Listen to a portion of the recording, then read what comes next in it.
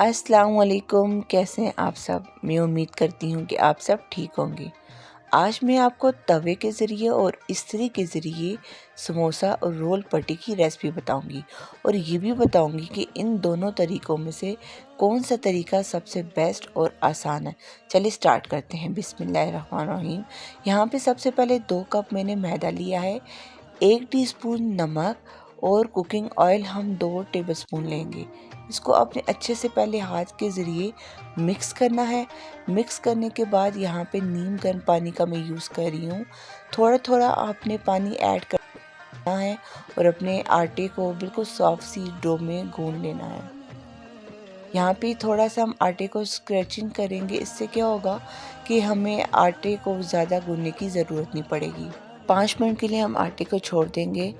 यहाँ पे तकरीबन 5 मिनट गुजर चुके थे। आटा हमारा अच्छे से रेडी हो चुका है। अब यहाँ पे हम घी यूज़ करेंगे। आप कोई भी घी यूज़ कर सकते हैं। इसको हम मेल्ट कर लेंगे। अब हम 2 टेबलस्पून मैदा ले लेंगे और इसको आपने इस घी के साथ अच्छे से मिक्स कर लेना है। अब यहाँ पे आप देख सकते हैं ये अच्छे से मिक्स हो गया।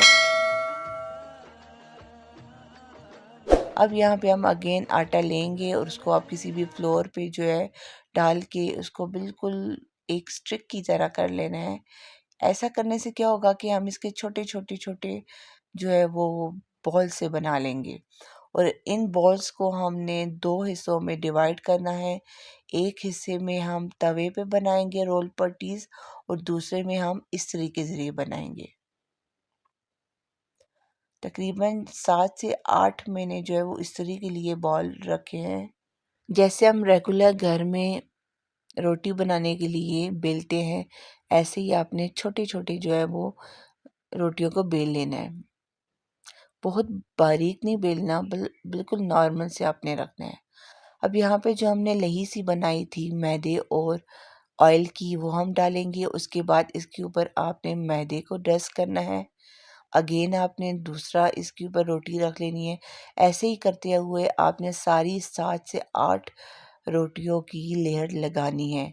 लेयर लगाने के बाद आपने इसको बिल्कुल जैसे आपको मैं बता रही हूँ ऐसे ही पतला सा बेल लेना है। यहाँ पे मैं बटर पेपर यूज़ कर रही हूँ क्योंकि अगर आप ये काम इस्त्री पे कर रहे हैं तो बटर पेपर यूज़ करना ज़रूरी है। पहले हम एक साइड करेंगे फिर दूसरी साइड। यहाँ पे मैं आपको इस्त्री की वॉल्यूम बता रही हूँ, वो तकरीबन आपने बहुत ही स्लो यानी 3 तक करना है, ठीक है। अब दोनों साइड पे करने के बाद अब इसको आप देखें माशाल्लाह कितनी बहुत ही पतली सी हमारे पास रोल पट्टीज जो है वो बन के रेडी हो चुकी है।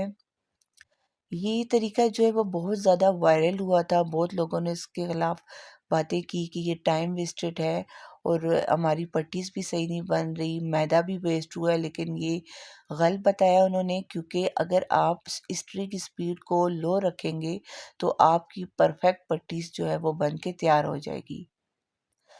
एंड में मैं आपको बताऊंगी कि रोल पट्टी बनाने का जो है बेस्ट तरीका इस्त्री के ज़रिए मुझे आसान लगा या तवे पे। यहाँ पे आप देख सकते हैं कि अब इसकी हम कटिंग कर लेंगे। यहाँ पे मैंने रोल की कटिंग की है। अब इसी को अगर आप चाहो तो पट्टीज़ को दूसरी तरीके से समोसे की पट्टीज़ में भी आप कटिंग कर सकते हैं।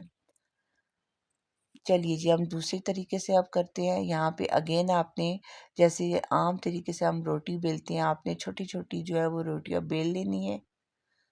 अगेन जो हमने मैदे और ऑयल की लही बनाई थी, आपने पहले वो ऐड करनी है, देन मैदे को डस्ट करना है और सारी रोटियों को सेम उसी प्रोसीजर किया। प्रोसीजर दोनों का स्टार्टिंग में सेम है, आगे से इनका जो कुकिंग प्रोसीजर है वो जस्ट डिफरेंट है। अब यहाँ पे आपने तवे को पहले जो है वो प्री हीट कर लेना है और उसके बाद तवे को बिल्कुल लो इसकी फ्लेम होनी चाहिए आपने रखना है और आपको ख़ुद पता चल जाएगा कि रोटी एक तरफ से जो है वो बन चुकी है। बहुत ज़्यादा आपने तेज़ तवे पे ये काम नहीं करना। अगर आपने तेज़ तवे पे ये काम किया तो आपकी जो ये पट्टियाँ हैं वो बिल्कुल पापड़ी बन जाएंगी। अब यहाँ पे आप देखेंगे कितनी सॉफ्ट बनी है। जहाँ से आप रोटी को एक दफ़ा उठाएँगे, उसको एक दफ़ा आपने पलट के फिर आपने अगेन जो है वो उस रोटी को फ़ौरन उठा लेना है। तकरीबन 5 मिनट लगेंगे, आपकी ये 7 से 8 रोटियाँ बन के तैयार हो जाएँगी।